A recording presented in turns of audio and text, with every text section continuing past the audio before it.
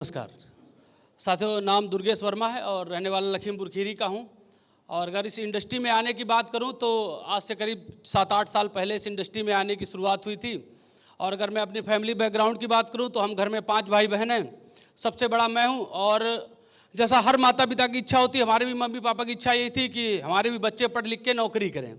हमारे पिताजी गांव से निकल के आए और उन्होंने बहुत सारी मेहनत करके शहर में आके अपना बहुत सारा व्यवस्थाएं मेंटेन की और हम सबको अच्छे स्कूलों में पढ़ाया, अपना पूरा जीवन संघर्ष में लगाया, लेकिन हम लोगों को बहुत अच्छा लालन पालन दिया। और उनकी इच्छा यही थी कि हमारे बच्चे हमारा नाम रोशन करें, एक अच्छी लाइफ स्टाइल मेंटेन करें। तो हम भी पढ़ाई लिखाई करके गवर्नमेंट जॉब की तैयारी में लग गए, चूँकि सभी लोग गवर्नमेंट जॉब की सर तैयारी करते हैं।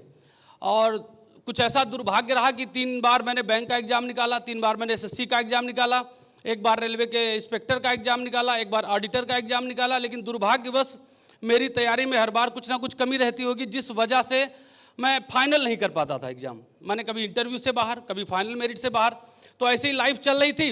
और धीरे धीरे हुआ क्या कि हमारे जो छोटे भाई थे वो गवर्नमेंट जॉब में आना शुरू हो गए, फैमिली सेट हो रही थी और मैं बड़ा था, मेरे कोई कुछ नहीं मिल रहा था। तो अच्छा, एक ये भी आता था कि यार पिताजी से कब तक पैसा लिया जाए। तो फिर मैंने क्या किया, मैंने प्राइवेट स्कूल था वहाँ पर जॉब पकड़ ली और प्राइवेट जॉब करने लगा। लेकिन मेरे को ये पता थी कि यार इस जॉब से हमारा घर नहीं चलने वाला, हमारे परिवार की ज़रूरतें नहीं पूरी होने वाली और यहाँ से मेरा कोई अस्तित्व नहीं बनने वाला। तो फिर मैंने LLB कर ली। कई लोगों ने बताया कि यार वकील साहब बन जाओगे तो साहब लग जाएगा, डॉक्टर साहब, मास्टर साहब और वकील साहब। तो मैंने कहा चलो यार वकालत ही कर लेते हैं।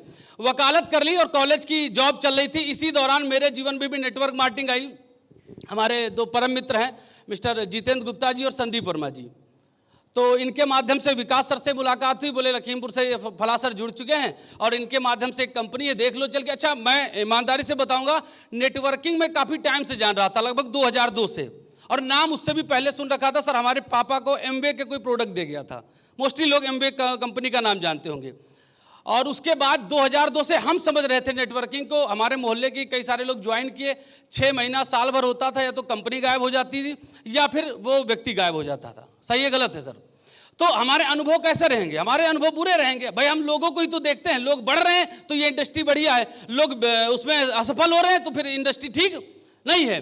तो इनके माध्यम से मुझे भी जब इस बिजनेस के बारे में बताया गया कि यार एक कंपनी है देख लो, तो हम कहा यार भाई अपना अपना काम करो, इसमें फ्यूचर ठीक नहीं है, बर्बाद हो जाओगे। तो बोले यार तुम बुद्धिमान आदमी हो, वकील भी हो, हम सब में समझदार हो, ऐसा बताया गया होगा इनको, मान लीजिए कि ऐसे बोल देना तुम, तो आदमी सलाह देने आ जाएगा। आजकल हिंदुस्तान में सलाह वैसे भी हर आदमी दे देता है। तो हम भी ज्वाइन करने नहीं गए थे, हम भी इनको बचाने गए थे। तो भाई हम भी गए, प्लान देखा उस कंपनी का, और प्लान देखने के बाद काफ़ी चीज़ें समझ में आई कि यार कुछ लगाने जैसा कुछ है नहीं, खाली सामान लेना है और सामान लेके बिजनेस स्टार्ट हो जाएगा। समझ आए आप लोग? तो चूंकि दोस्त भी थे और काफ़ी सवाल जवाब भी हुए, लेकिन चीज़ें समझ में आई कि चलो यार दोस्तों के कहने से सामान तो खरीदा जा सकता है। जब हम दुनिया भर के ऐश्वर्या राय के कहने से खरीदते हैं, अक्षय कुमार के खरीदने से कहने से खरीदते हैं, तो अपने दोस्तों की भी कहने से खरीद सकते हैं। सही है सर? तो अपने दोस्तों के कहने से सामान लिया और बिजनेस को करना स्टार्ट किया। लगभग 2 साल बिजनेस किया और जहाँ पर था वहाँ भी थोड़ा बहुत पैसा आया। लेकिन जब बोला जाता है नदी और तालाब में कितनी गहराई है, ये एक्चुअल में आप तब जान पाओगे जब उसमें आप इंटर करोगे। हाँ कि ना सर?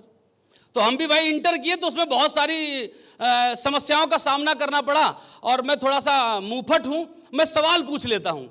तो चूंकि ज्ञान सर का आशीर्वाद मार्गदर्शन बराबर मिलने लगा था, जैसा कि सर का नाम है तो सर के नाम की ही तरह सर का ज्ञान मुझे मिल रहा था। और मैं बहुत सौभाग्यशाली रहा, मुझे लगता है सबसे ज़्यादा ज्ञान सर का मुझे ही मिला। और उसकी वजह से मैं सवाल और पूछने लगा, माने इंडस्ट्री से रिलेटेड कोई भी सवाल आता था, सर ये है, सर वो है।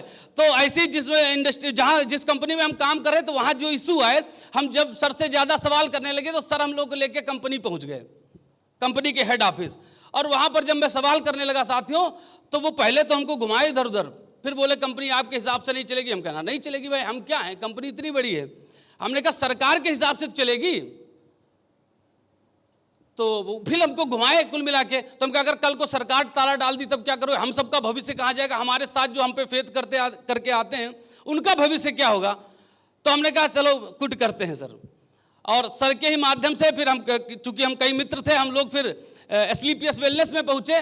बोला गया सर एक कंपनी और है, वहां देख लो। तो हम कहा सर शुरुआत चलिए जैसे तैसे हो गई थी, अब आपके साथ की वजह से कुछ तो नॉलेज ABCD आ ही गई है कि नेटवर्किंग का ओवरऑल ठीक ठाक चुनाव कैसे किया जाए। तो हम एक सादे कागज पर सर 20 सवाल लिख के ले गए थे, और जब ऑफिस पहुंचे तो सब खुश थे या कुछ भी थे, हमारा पूरा दिमाग उन सवालों पे था, अगर जवाब हो गया तभी किया जाएगा। और हमारे जो मित्र थे हम सबसे बार बार कह रहे थे, अगर हम कहें उठो तो उठ के चल देना, हम सवाल का जवाब जब तक नहीं ले लेंगे कोई आदमी ये नहीं कहेगा कि करना है। सब बोले हाँ तुम पूछ लेना। और वहां पहुंचे, हम सभी के महागुरु श्रीमान कुलदीप मुदगिल सर जी मिले, और इन्होंने पहले तो पूरा प्लान प्रेजेंट किया, हम देखते रहे। और हमारे मन में जो भी सवाल थे सर, करीब 13 सवालों के जवाब वहां पर मिले थे, 7 रह गए। वो इसलिए रह गए क्योंकि हमारा लखीमपुर का फिर वापसी का ट्रेन था। तो सर बोले ठीक है, आप लखीमपुर जब आएंगे तो वहां पर हम आएंगे और वहां आपके सारे सवालों का जवाब मिलेगा। तो लखीमपुर सर आए, बाकी हमारे सारे सवालों के जवाब मिले, और वहां कंपनी के MD श्रीमान संजीव सर भी हमसे मिले, और हम लोगों को कुछ एक आध प्रोडक्ट दिए थे एज ए डेमो। बोले इनको इस्तेमाल करो, अच्छा लगे तो फिर आगे बात होगी। तो कुल मिला के जब सारे सवालों के जवाब मिले तो एक बार फिर से हिम्मत बंधी। और हिम्मत इसलिए बंधी साथियों क्योंकि मैं अपने जीवन में अगर मैं किसी को रियल रोल मॉडल मानता हूं तो वो मेरे पिताजी हैं, क्योंकि पिताजी ने बेखौफ होकर काम करना सिखाया, निडर होकर सच्चाई अच्छाई के साथ काम करना सिखाया, और पिताजी ने यह सिखाया कि संघर्ष से कभी न डरना। भले आप अकेले हों लेकिन लगातार मेहनत करेंगे, आपको आपकी मानसिकता विचारधारा के लोग जरूर मिल जाएंगे। तो फिर से हम लोग शुरू कर दिए, एक सही कंपनी मिली, एक सही प्रोडक्ट्स मिले, एक सही एजुकेशन सिस्टम मिला, और लगातार फिर सर के और ज्ञान सर के सानिध्य में काम करना स्टार्ट किया। और आपको बताते हुए खुशी होती साथियों, पहले रिश्तेदार या कहीं भी जाते थे और भैया क्या कर रहे हो, तो हम कहते थे वही कॉलेज में ही हो, ऐसे कहते थे वही कॉलेज में माने जेल में हो। एक्चुअली वो कॉलेज नहीं पूछते थे, लोग पूछते हैं आपकी इनकम क्या है। जब किसी से पूछा था और क्या कर रहे हो, इसका मतलब उनको पता है कि आप बहुत कम कमा रहे हो, अभी भी वही कम कमा रहे हो या ग्रोथ हो गई है। तो थोड़ा सा बताने में भी शर्म और झिझक लगती थी।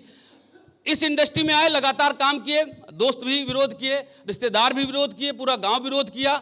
एक कंपनी किए थे, अब दूसरी में आए हैं, ये वो दुनिया भर की, लेकिन साथियों एकदम पट्टा बांध के काम किया। और जितना ज्यादा लोग मना करते गए उतना ज्यादा प्रचंड गति से काम किया, लगातार काम किया, तेजी के साथ ब्रॉन्ज बने, सिल्वर बने, गोल्ड बने, और आज कंपनी के अंदर स्टार सपार बन के आप सभी के बीच में खड़ा हूं। और अगर इनकम की बात करूं तो 47 लाख से ज्यादा की इनकम कर चुका हूं। और बस एक ही कमिटमेंट है आज यहां से हमारा, और एक ही संकल्प है कि हमारे साथ आए हुए हर एक व्यक्ति का मैं अपनी पूरी जान लगा के सपोर्ट करूंगा, उनको आगे बढ़ाऊंगा। और जो जो मुझे हमारे अपलाइन ने सिखाया है, हमारे अपलाइनों से जो जो मुझे मार्गदर्शन मिल रहा है, वो A to Z उनको देता जाऊंगा। Thank you.